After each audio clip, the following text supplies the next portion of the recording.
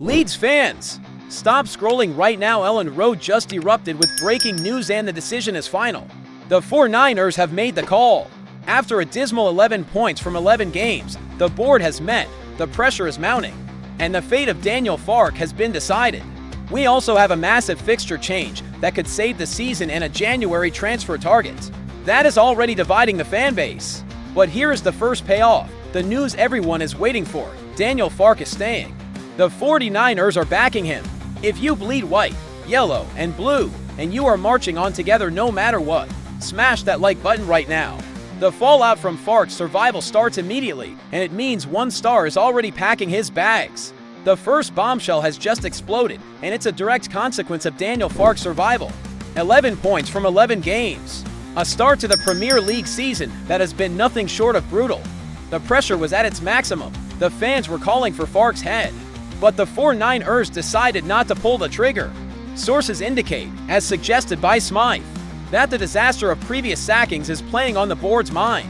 They want stability. They are stuck to their 1 point per game target, and for now, Farke is safe. But this stability comes at a price, and that price is being paid by a player who, last season, was arguably the best player in the entire championship. We're talking about a man who was the beating heart of the promotion, and who has now been relegated to an impact player, a glorified substitute. The name Tanaka, the Japanese international, has seen his world turned upside down. He has lost his starting place this season. Farke has solidified Sean Longstaff as the pillar, and even Anton Stach, despite his recent dip in form, has often been seen as the best bit of business from the summer. Tanaka, the hero of the promotion, is now the third choice. And here's the reality, he will not accept this. Tanaka will not want to spend the rest of the season as a backup option, and his future at Elland Road is now completely up in the air, with January approaching. The club, of course, will want him to stay. He offers quality, he offers depth, but the player and his camp know his value. His performances in the championship drew a lot of attention from clubs across Europe, and that attention hasn't just disappeared because Farke benched him. This is the first major fracture, and it's not the only one. The decision to keep Farke sends shockwaves through the entire dressing room. Leeds News has revealed there is Saudi interest in Willy Nanto, given that Farke has refused to even include the Italian in matchday squads. Despite him apparently being fit, his exit seems imminent if the price is right. And then there's Jack Harrison. The German seems to be a fan of the Englishman, but if Farke had been sacked, Harrison would likely have been on his way out. Now, he stays. The hierarchy is being established by Farke. Do you think Farke is right to prefer Longstaff and Stach over Tanaka? Drop your opinion in the comments. But while Farke solidifies his tactical power, the 49ers have just received a lifeline from the Premier League itself. A change that could alter the entire atmosphere of our survival fight. This is absolutely massive. Leeds United might actually be celebrating after the Premier League. Granted a request from Crystal Palace. Yes, you heard that right. Oliver Glasner's Palace is fighting on multiple fronts, including the UEFA Europa Conference League and the Carabao Cup, and they formally requested that their December fixture against Leeds be rescheduled. The original match was scheduled just days before a gigantic Carabao Cup quarter-final clash against Arsenal. Glasner publicly complained about playing twice in 3 days. The Premier League caved, and in doing so, they have handed Leeds United the single greatest weapon in its arsenal. Let's break down the details, because this is where retention matters. The original fixture was set for a Sunday, December 21st at 2 p.m. An afternoon game, decent atmosphere, but nothing game-changing. The club, according to Beer and Cross, was more than happy to agree to the change, citing added revenue and a better atmosphere.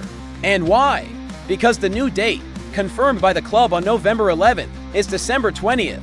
But the most important part is the time, 8 p.m. GMT. A night game, under the lights at Elland Road. All of us who bleed white know what that means. That is when LS11 is at its absolute best. It's when the roar of the crowd becomes deafening, when the stadium becomes an impenetrable fortress. And Leeds will need every single decibel of that roar. Because look at the sequence of games leading up to this clash. It is the most brutal schedule imaginable. Leeds will face Aston Villa, Manchester City, Chelsea, and Liverpool for straight games against the elite. It is highly likely that by the time December 20th arrives, Leeds will be deep in the relegation zone, desperate for points, with morale shattered. That evening clash driven by that absolutely fanatical fanbase, could be the perfect tonic. The kickoff for our survival. How many points do you realistically think Leeds can get from that run of Villa, City, Chelsea, and Liverpool? Be honest in the comments. This game against Palace isn't just 3 points, it's an absolute final. The Premier League just tipped the scales in our favor. If you've ever been to Elland Road for a night game and felt that electricity, smash that like. But there's a problem. A loud crowd can't score goals. And that is the real cancer of this team. The target is set. Leeds United is ready to revive their pursuit of the man who slipped through their fingers in the summer window. The name, Harry Wilson. Leeds came agonizingly close to signing the Wales star from Fulham, but their hopes were dashed as the deadline passed. Now, with Daniel Farke's fate secured, but his job still on the line due to the team's absolutely glaring offensive woes. The club is preparing to go back in for him in January, and my God, do they need him. The 49ers were negligent in the summer, and the numbers prove it. Let's look at the cold, hard stats. The club spent just £18 million on Noah Okafor, and brought in Lucas Mecha and Dominic Calvert-Lewin on free transfers. The result, 10 goals. In 11 Premier League games. That is relegation form, pure and simple. It's a championship level attack. Only 3 players in the entire squad have scored more than 1 goal. Okafor and Mecha are the team's top scorers in the league, with 2 goals each. Joe Rodon, a defender, is the only other player with more than 1 goal. And then we get to the elephant in the room. Dominic Calvert-Lewin. 1 goal. 1 goal from 17 attempted shots. Worse, DCL has missed a total of 6 big chances. 6. That is the 3rd worst record in the entire top flight, with only Jean-Philippe Mateta 10 and Erling Haaland 11 having squandered more. But Haaland makes up for it. Calvert-Lewin does not. Farke's job was saved, but he'll be sacked by February if this offensive ineptitude continues. So, Harry Wilson is the answer, right? He'll come in and save us. Not so fast. Here is the bombshell, the mini reward of information that changes everything. Sky Sports' Rob Dorsett confirmed on November 11 that while Leeds remains extremely keen on the former Liverpool gem, a deal to bring him to LS11 in January is already seen as unlikely. Unlikely. Fulham doesn't want to sell mid-season, especially not to a direct relegation rival. The 49ers' negligence in the summer, their failure to close the deal when they had the chance, is now coming back to haunt the club. They have to bring in fresh impetus for the front line. But if their number 1 target is already seen as unlikely, what does that say about our January strategy? If you are as frustrated with Calvert-Lewin as I am, comment cell below. 3 stories, 1 mission, survival. The board has made its bet. Daniel Farke stays. Stability has been chosen over panic, but that decision is already fracturing the dressing room. Without Tanaka, the promotion hero, heading for the exit door. The Premier League has, inadvertently, handed us a lifeline, a night game at Elland Road against Crystal Palace on December 20th. A night where the fans' roar must make the difference. But that roar is useless if the players on the pitch can't finish. The pursuit of Harry Wilson, already labeled unlikely by Sky Sports, exposes the 49ers' critical failure in the summer window. The attack is broken. 10 goals in 11 games isn't just bad, it's a death sentence in the Premier League. Dominic Calvert-Lewin, with 6 big chances missed, has become a symbol of that failure. Farke has been backed, but he's been backed with an empty arsenal.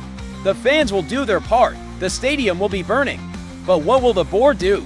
This is the crossroads of the season. The pressure is now entirely on the 49ers and their January recruitment. Farke has his excuse: weak strikers. The fans have their event, the Palace night game. The board must deliver. If they fail again in January, if they cannot find a goal scorer, this team is destined for relegation. And make no mistake, our rivals won't stand still. Everton, Burnley, Sheffield United, all of them will spend. The 49ers cannot fail twice. What's at stake isn't just this season, it's the 5-year project. Dropping back to the championship would be a financial and sporting disaster. Here's what I need from every single Leeds fan watching. 1. Smash that like if you believe, against all odds, that Leeds United will survive. TWO. Drop a comment with the 1 realistic striker you want Leeds to sign in January, since Wilson is unlikely. Give me a name. 3. Subscribe. Every subscription shows the board that we are marching on together, and that we demand Premier League survival. But listen closely, here is the double cliffhanger final. Farc's survival hasn't just alienated Tanaka. A rumor suggests Willie Nanto's agent is already in talks with 2 clubs, one in Italy and one in Saudi Arabia, preparing a January 1st bid. Leeds could lose to creative players before they even sign one. And the rival cliffhanger, Everton, our direct relegation rival, just sent scouts to watch a striker in the Bundesliga, the exact same striker Leeds were monitoring in August. The 49ers are about to be outmaneuvered while they chase the unlikely Wilson. The clock is ticking, marching on together. Subscribe, stay locked, and let's pray for a January miracle. We ride together.